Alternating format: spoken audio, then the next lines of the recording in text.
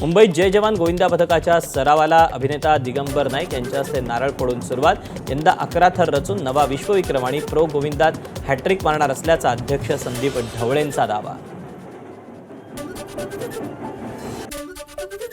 कल्याण, डोंबिवलीसह उल्हासनगर, अंबरनाथ आणि बदलापूर परिसरात पावसाची हजेरी। ऑरेंज अलर्टचा इशारा देण्यात आला असून नागरिकांना सतर्क राहण्याचं आवाहन।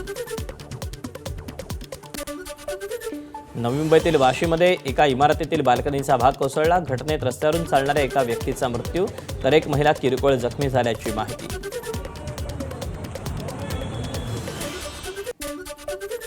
मुंबई अहमदाबाद राष्ट्रीय महामार्गावर विबळवेढे उड्डाणपुलाला भगदाड। 2 दिवसांपूर्वीच याच उड्डाणपुलावर 15 पेक्षा जास्त कारचे चाक फुटून अपघात झाले होते। कार डागडुजी करून आज परत परिस्थिती जैसे थेच असल्यानं नागरिकांचा संताप। ठाण्याच्या कोपरी परिसरात भर बाजारात कोसळला इलेक्ट्रिक पोल। सुदैवानं जीवितहानी नाही। घटनेची जी तीव्रता आहे ती सीसीटीव्हीच्या माध्यमातून समोर आली असून आपत्ती व्यवस्थापन टीम ही घटनास्थळी दाखल झाली।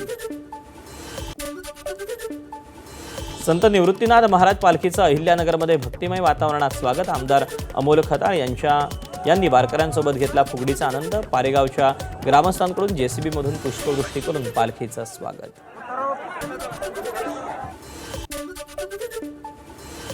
केरळचे राज्यपाल राजेंद्र आर्लेकर यांनी पंढरपुरात घेतलं विठुरायाचं दर्शन। आर्लेकरांच्या हस्ते मराठी तिथीनुसार असणाऱ्या चैतन्य दिनदर्शिकांचं प्रकाशन। पुणे जिल्ह्यातील सर्व शाळांना उद्या जिल्हाधिकाऱ्यांकडून सुटी जाहीर। रेड अलर्टच्या पार्श्वभूमीवर जिल्हाधिकारी जितेंद्र डुडी यांच्याकडून निर्णय।